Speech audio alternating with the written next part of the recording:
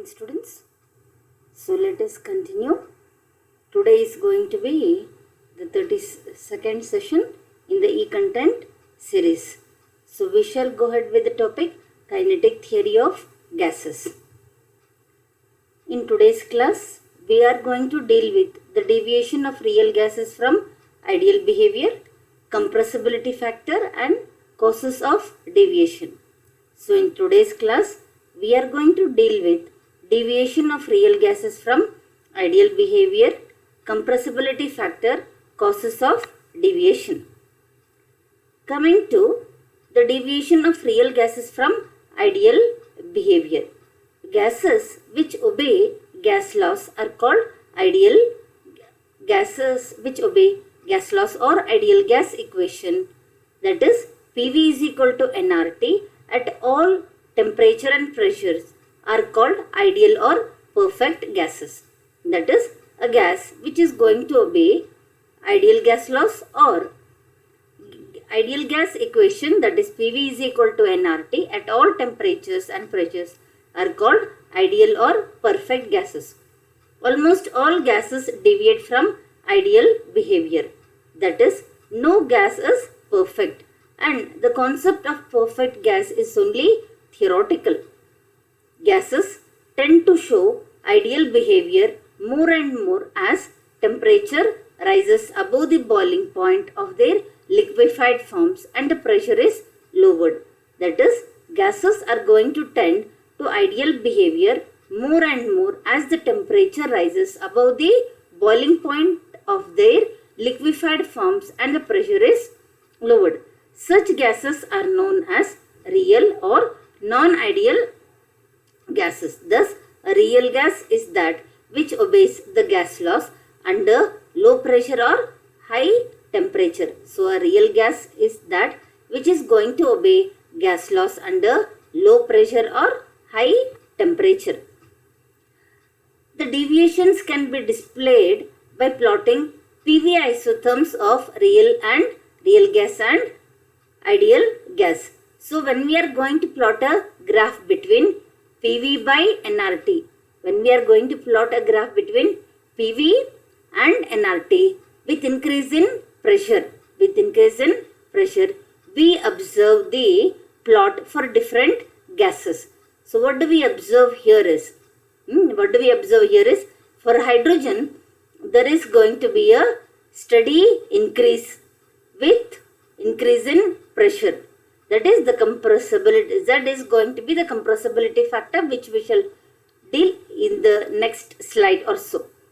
Then for helium also there is going to be a steady increase with increase in pressure. And for gases like oxygen, nitrogen, methane and carbon dioxide, there is going to be a decrease and then there is going to be an increase. There is going to be a decrease and then there is going to be a decrease. So it is difficult to determine quantitatively the deviation of real gases from ideal behavior from the PV isotherm curve as shown.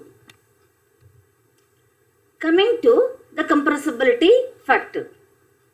When we come to the compressibility factor, which is obtained from the ideal gas equation. Now for ideal gas, which is the universal gas equation of state for any gas, we know it is given as PV is equal to nRT. If I just go on to take nRT as, nRT as going to be Z. So Z will be equal to PV by RT if for 1 mole.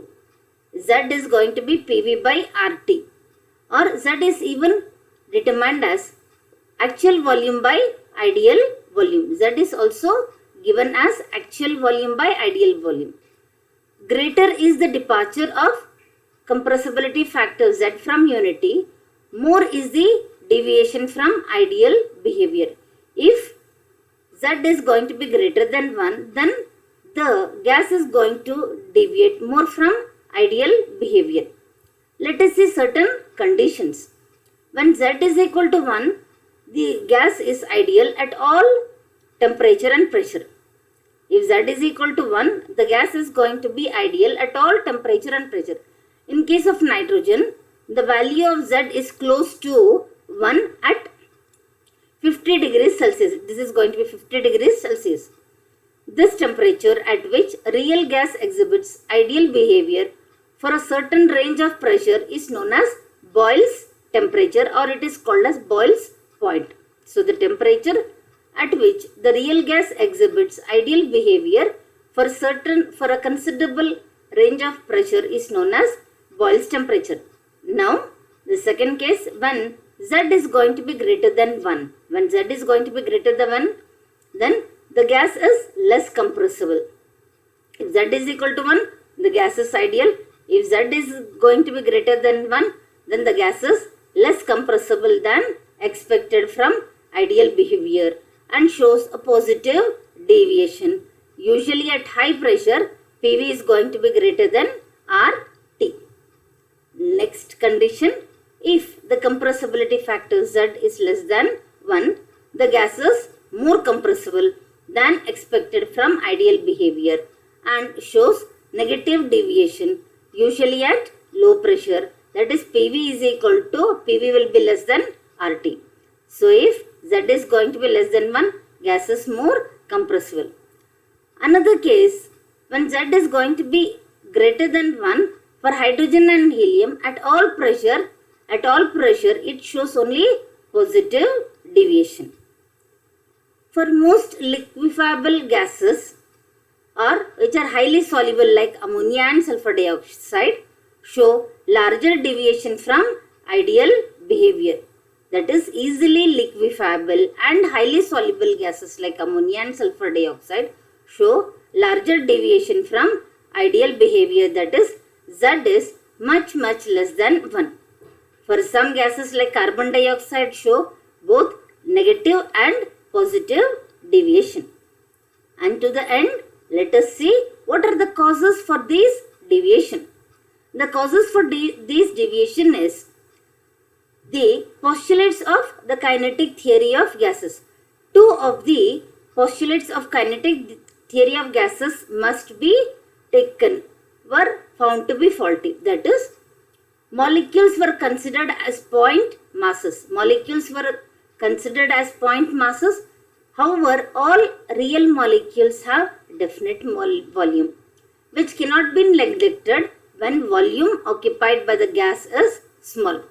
That is, molecules were considered as point masses, but what happens is, real molecules have definite volume, which cannot be neglected when volume occupied by the gas is small.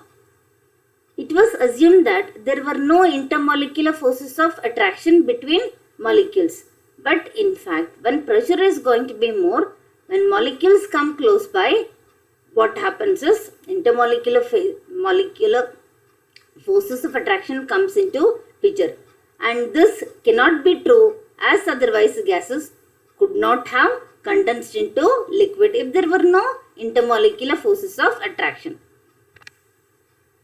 Thank you. So this was all about in today's class.